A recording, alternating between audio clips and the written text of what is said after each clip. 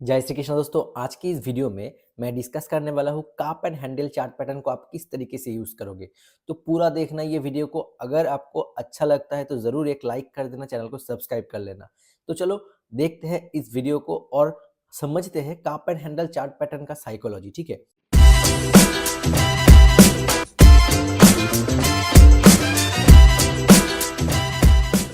तो देखो ये एक चार्ट है पॉलीप्लेक्स कॉर्पोरेशन का 1 डे का चार्ट। ठीक है, तो अभी हमें काप एंड हैंडल पैटर्न को समझने के लिए पहले दो ऐसा रेजिस्टेंस जोन हमें देखना पड़ेगा, कर्व, राउंडिंग कर्व से पहले और राउंडिंग कर्व के बाद का। ठीक है, देखो यहाँ पर हमें ये दो रेजिस्टेंस को हमें पकड़ना होगा। पहले हम यहाँ से एक बार देखो, ये जो है ये रेजिस्टेंस जोन को हम यहाँ पर मार्क कर लेंगे। ठीक है, तो अभी हम देखेंगे, ये देखो एक राउंडिंग बॉटम है, तो इसको हम कंसिडर करेंगे। ठीक है, तो हम यहाँ पर देखो, एक बार यहाँ पर रेजिस्टेंस हुआ है, यहाँ पर भी एक बार रेजिस्टेंस हुआ है। ठीक है, तो ये हमने एक क्या किया, इसको हमें मार्क कर लिया एक जोन। हम आप अगर चाहो तो इसको एक जोन की तरह मार्क कर सकते हो। ठीक है, यहाँ से लेके यहाँ तक। ठीक है, तो अभी हमें देखो क्या करना है, यहाँ पर आप जाओगे, ये जो बॉक्स है रेक्टेंगुलर, यहाँ पर जाके आप आर्क को सिलेक्ट कर लेना। ठीक है, तो फिर आपको ये आसानी से समझ में आएगा।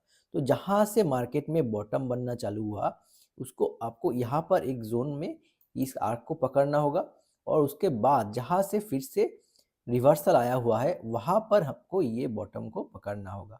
उसके बाद आपको ये कप बना लेना पड़ेगा। ठीक है, यानी कि देखो ये राउंडिंग बॉटम का फॉर्मेशन यहाँ पर बना है।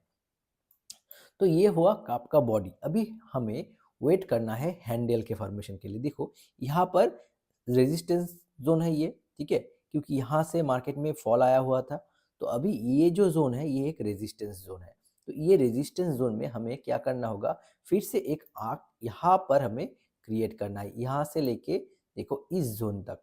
ठीक है, हमें वेट करना है कब इस जोन को ब्रेक करे, यानी कि ये जो रेजिस्टेंस जोन होगा ना, इसको कब ये ब्रेक करे। तो ये हमेशा देखना, एक ये देखो ये कप का पैटर्न यहाँ पर क्रिएट हो गया है। ठीक है, आपको इस तरीके से देखना होगा।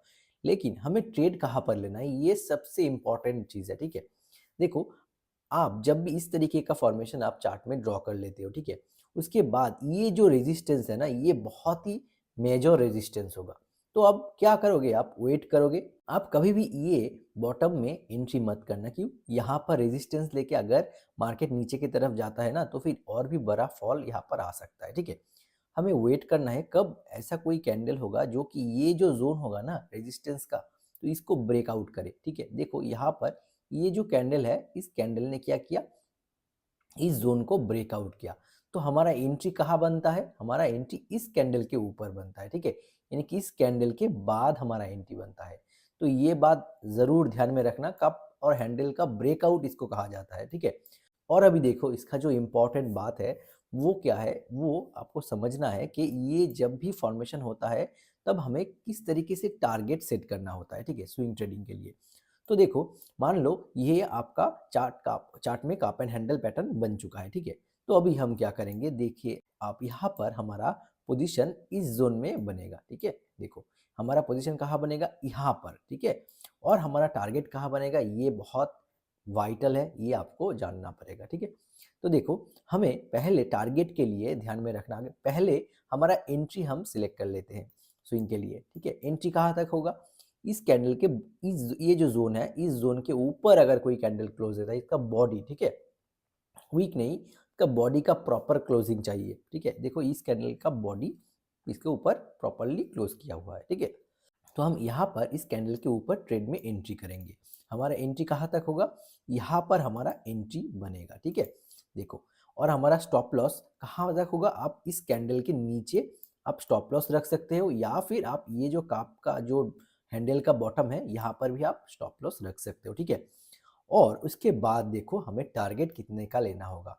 देखो जितना कप का ये बॉडी होगा ना, उतना हमें टारगेट लेना होगा। देखो यहाँ से, यानी कि देखो हमें इसका बॉटम पकड़ना होगा, इसको मार्क कर लेना है। देखो ये जो है इस मार्केट यहाँ तक आया था। ठीक है, राउंडिंग बॉटम से, तो यहाँ से आके मार्केट ने ऊपर की तरफ रिवर्स हुआ, तो हमें यहाँ से लेके इस जोन तक पकड़ना होगा। देखो यहाँ पर अगर आप यहाँ से लेके इस बॉटम को भी पकड़ते हो, हमारा टारगेट बनता है ये जोन तक। ठीक है, जब भी हैंडल का ब्रेकआउट होगा तो इतना टारगेट हमें मिलेगा ही मिलेगा, ठीक है। यहाँ से लेके बॉटम का जितना पॉइंट मोमेंटम यहाँ आया हुआ था, सेम मोमेंटम हमें ऊपर की तरफ ही मिलेगा, ठीक है। देखो हम अगर इसको शिफ्ट कर देते हैं ना, तो देखो मार्केट कहाँ तक गया हुआ है। यहाँ से देखो सेम इसी जगह से मार्केट ने क्या किया, देखो देखो यहाँ से लेके मार्केट ऊपर की तरफ चला गया, यानी कि फर्स्ट वन गो में इसने टारगेट हमें दे दिया है, ठीक है। तो इसी तरीके से कप और हैंडल में हमें ट्रेड सेटअप ढूंढना पड़ता है आपको, इसलिए आपको लॉन्गर टाइम इसमें आपको स्विंग ट्रेडिंग के पर्पज से एंट्री करना होता है, ठीक है। देखो इसने इतना टारगेट दे के उसके बाद देखो फिर से नीचे की तरफ आया। आप चाहो तो ये जो बुलिश कैंडल बनता है ना, उस कैंडल के नीचे भी अपना स्टॉप लॉस रख सकते हो, ठीक है। देखो यानी कि देखो अगर आप शॉर्ट टर्म के लिए इन्वेस्ट करना चाहते हो तो ये जो जोन है, इस ये जो कैंडल है ब्रेकआउट कैंडल, इस कैंडल के जो वीक है लोअर वीक, इसके लोअर वीक में अपना स्टॉप लॉस सेट कर सकते हो और टारगेट अपना यहाँ तक रहेगा, ठीक है। यानी कि ऊपर से लेके नीचे तक इतना टारगेट हमें लेना पड़ता है। तो ये है एक्चुअली काप एंड हैंडल का फॉर्मेशन, और इस तरीके से आपको काप एंड हैंडल को ट्रेड करना होता है, ठीक है। अगर आपको ये वीडियो अच्छा लगा तो ज़रूर एक लाइक करना और सब्सक्राइब करना मत भूलना इस चैनल को। तो आशा करता हूँ आपको ये वीडियो इन्फॉर्मेशन अच्छा लगा, आपके ट्रेडिंग में ये आपको काम पे किस तरीके से लगाना होगा आप समझ पाए हो, ठीक है। अगर आपको ये वीडियो अच्छा लगे तो ज़रूर एक लाइक कर देना और सब्सक्राइब कर लेना। आज के लिए इतना ही, फिर मिलेंगे नेक्स्ट वीडियो में। Thank you so much for watching this video guys.